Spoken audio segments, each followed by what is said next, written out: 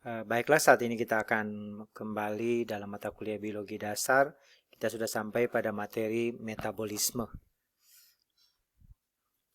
Nah, Anda perhatikan pada gambar ini, sebelum kita membahas lebih jauh tentang metabolisme, maka kita ingat lagi materi-materi yang telah dipelajari sebelumnya pada saat Anda mempelajari biologi, bahwa salah satu ciri dari makhluk hidup adalah membutuhkan makanan. Ciri yang kedua, bagi organisme aerobik, dia membutuhkan oksigen, membutuhkan makanan dan air, dan sebagainya. Pada dasarnya, makanan yang dimakan oleh makhluk hidup, mulai dari level makhluk hidup uniseluler, bakteri, ini Anda lihat di sini, bakteri yang ada di usus manusia, karena bakteri pada usus manusia itu 100 kali lebih banyak dari jumlah sel manusia menurut penelitian. Nah, bakteri membutuhkan makanan untuk dapat berkembang, memperbanyak diri, menghasilkan sel-sel yang baru karena bakteri uniseluler. Demikian juga hewan pemakan tumbuhan, hewan herbivora maupun hewan karnivora pemakan daging, dan omnivora pemakan segala seperti manusia misalnya, membutuhkan makanan. Nah, pertanyaan sederhana, bagaimana how the fate, bagaimana nasib dari makanan yang dimakan? Bagaimana nasib dari oksigen yang dihirup oleh organisme hewan dan organisme aerobik lainnya? Semuanya itu diperlukan oleh makhluk hidup untuk melakukan salah satu ciri utama makhluk hidup, yaitu melakukan metabolisme. Tidak ada makhluk hidup yang tidak bermetabolisme dari level uniseluler sampai multiseluler. Karena salah satu hasil atau impact atau produk dari proses metabolisme adalah dihasilkannya energi seluler. Energi seluler ini yang dibutuhkan atau digunakan dalam proses-proses melaksanakan atau menjalankan fungsi-fungsi kehidupan. Sel itu ibarat pabrik kimia di mana banyak sekali reaksi-reaksi biokimia yang berlangsung selama sel itu hidup. Bisa ratusan, ribuan, bahkan jutaan reaksi kimia, tergantung sel-sel apa ya. Nah, di sini Anda lihat ada rantai makanan, atau bukan rantai makanan, ada piramida makanan, piramida. Di sini kalau kita bicara kunci utama makanan, maka sebenarnya rantai makanan, jaring-jaring makanan dan sebagainya, tujuannya itu adalah untuk proses atau untuk dimetabolisme, baik pada organisme uniseluler sampai organisme multiseluler. Nah, mari kita lebih lanjut. Metabolisme ini saya sampaikan tadi itu berlangsung baik pada organisme hewan, organisme tumbuhan, atau organisme bakteri, kecuali virus, karena virus tidak melakukan metabolisme.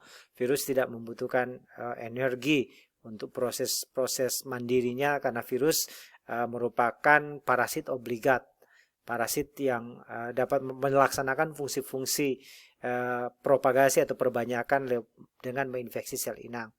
Nah, metabolisme itu sederhananya terdiri dari proses biosintesis atau anabolisme dan katabolisme. Nanti kita akan pelajari lebih jauh.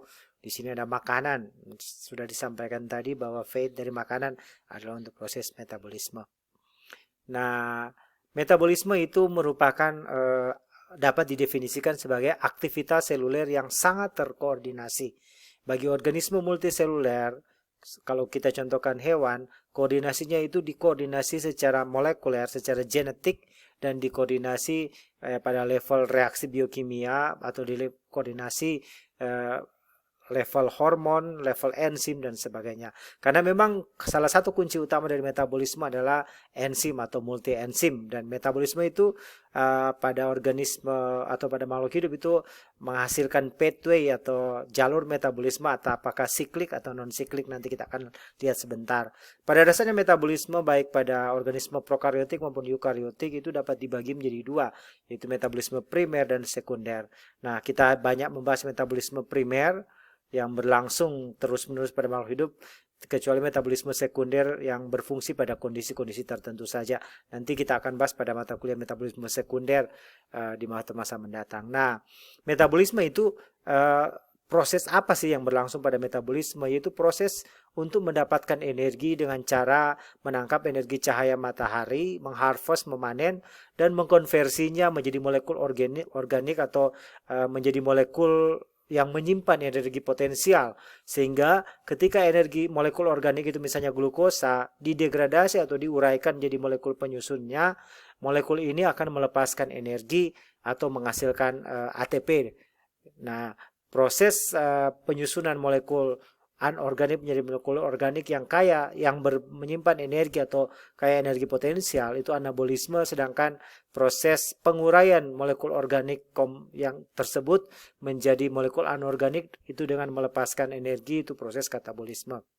Nah, berikut, metabolisme juga melibatkan proses konversi molekul nutrien dalam sel dalam bentuk makromolekulnya, biosintesis anabolisme. Baru mempolimerisasi atau mensintesis makromolekul baik protein, asam nukleat, polisakarida, dan lipid. Dan berikut mensintesis dan mendegradasi biomolekul yang dibutuhkan sel, terutama yang terspesialisasi dalam membran lipid, intracellular messenger, biosignaling, pigment pada tumbuhan, dan sebagainya. Nah, ini kita lihat, ini perbandingan antara katabolisme dan anabolisme dan katabolisme. Ini Anda lihat cahaya matahari, energi foton yang ditangkap dalam fotosistem tumbuhan, nanti kita lihat sebentar, itu digunakan atau menghasilkan tenaga produksi dan ATP yang digunakan untuk mentransformasi air, cahaya dan air dari reaksi fotolisis. Kita lihat sebentar di bawah slide berikutnya untuk masuk pada siklus Kelvin, sehingga molekul organik CO2, senyawa CO2 ini diubah menjadi glukosa, molekul organik glukosa yang saya sampaikan tadi.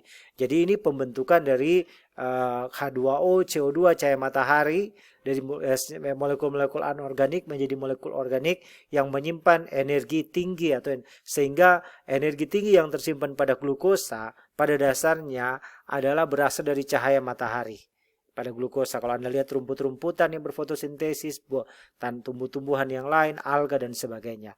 Nah, energi potensial yang ada pada glukosa yang diproduksi atau dibentuk lewat biosintesis atau anabolisme, kalau dia diuraikan kembali menjadi molekul penyusunnya yaitu CO2 dan air, dia akan melepaskan energi.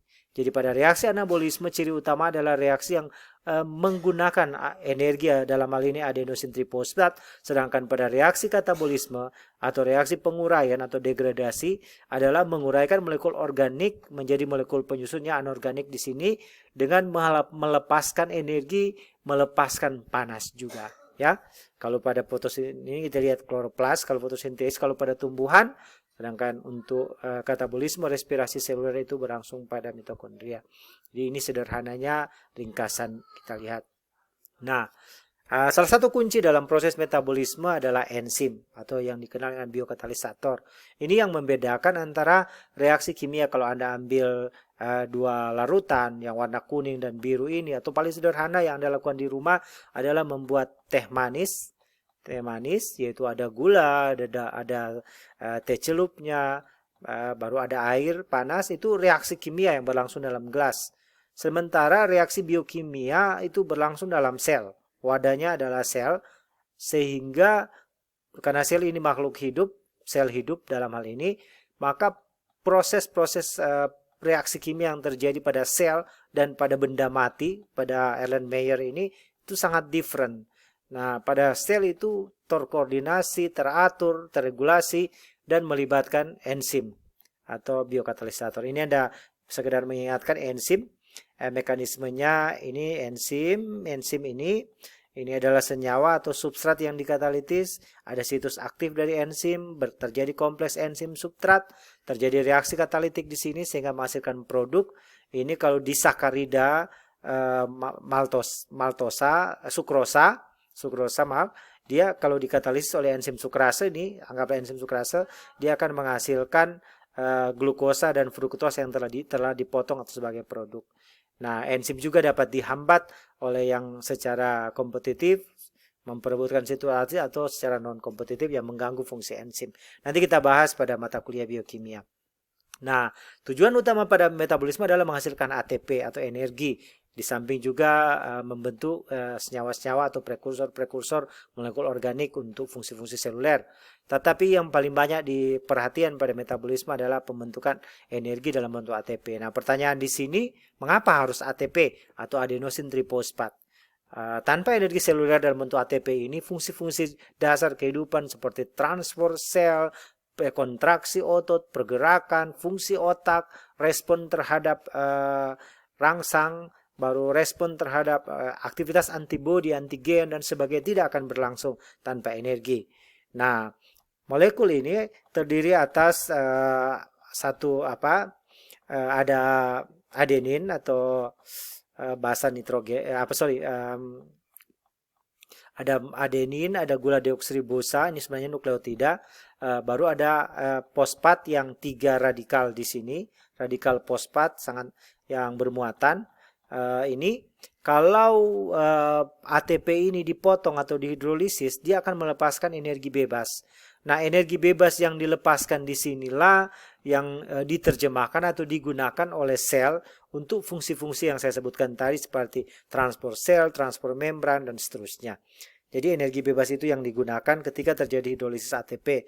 Karena energi-energi yang dihasilkan dalam metabolisme tadi tersimpan atau di-capture atau ada pada ikatan radikal dari ATP ini.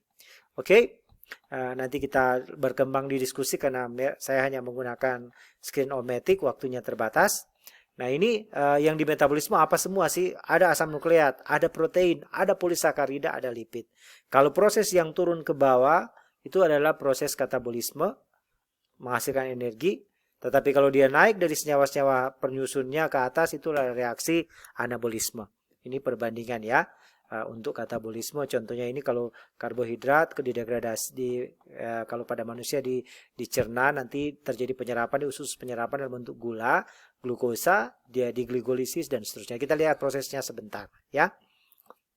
Nah, ini mulai dari katabolisme. Contoh respirasi aerobik, katabolisme aerobik, saya tidak menggunakan respirasi aerobik, nanti kita bahas di diskusi. Terdiri dari gligolisis, dekarboksilasi oksidatif, yaitu pengubahan pirufat menjadi asetil koenzim A. Nah, asetil koenzim A ini sudah berlangsung sudah proses dekarboksilasi oksidatif sudah berlangsung di mitokondria. Nanti asetil koenzim A masuk ke siklus Krebs. Siklus Krebs akan melepaskan NADH, FADH. ATP langsung digunakan karena sudah bentuk energi seluler, sementara yang FAD dan NAD yang dihasilkan dari dekarboksilasi oksidatif dan siklus Krebs itu akan masuk ke dalam fosforilasi oksidatif dan transfer elektron secara kemiosmosis. Ini prosesnya dan rekapitulasi sehingga ada sekitar 30 atau 32 ATP dalam oksidasi sempurna satu molekul glukosa. Jadi bisa saja bukan glukosa yang digunakan, tapi senyawa-senyawa bisa asam amino kalau deaminasi menghasilkan rantai karbon bisa masuk lewat pirufat atau siklus Krebs. Kalau asam lemak di beta oksidasi hasilnya asetil koenzim A masuk ke siklus Krebs. Jadi 3 bahan ini. Tetapi yang jadi fungsi energi utama adalah karbohidrat. Setelah karbohidrat baru lipid, protein, dan seterusnya. Oke. Ini siklus Krebs, nanti kita akan bahas di diskusi, pengantar saja di sini. Nah, ini mekanisme transport elektron yang terjadi di mana pada proses transfer elektron dan fosforilasi oksidatif inilah terjadi pembentukan ATP dengan menurut teori kemiosmosis. Biasanya satu NADH itu akan memompa 10 proton dari matriks mitokondria ke ruang antarmembran. Nah, proton-proton yang dipompa di ruang antarmembran menyebabkan ada gradien proton. Gradien proton inilah menyebabkan ada tenaga penggerak proton atau proton motive force yang menggerakkan rotor dari ATP sintase sehingga terjadi pembentukan atau sintesis ATP dari ADP ke ATP. Satu NADH menghasilkan 2,5 ATP sementara satu FADH 1,5 ATP. Nah, ini untuk anabolisme yang fotosintesis saya percepat, mohon maaf karena waktu. Nah, ini kloroplas. Ini fungsi-fungsi dasarnya, energi foton yang diambil. Ini ada tilakoid, grana, membran. Pada membran tilakoid lah ini terjadi reaksi penyerapan cahaya atau reaksi tergantung cahaya. Nanti akan terjadi fotolisis, baru energi yang dari fotolisis ini terjadi aliran elektrosiklik dan non-siklik, itu digunakan untuk ATP dan NADPH. Selanjutnya akan digunakan dalam siklus Kelvin, nanti di siklus Kelvin terjadi pembentukan glukosa. Berdasarkan masuknya CO2 dalam siklus Kelvin, ada tumbuhan C4, ada tumbuhan CAM, dan ada tumbuhan C3. Nah, mungkin sampai di sini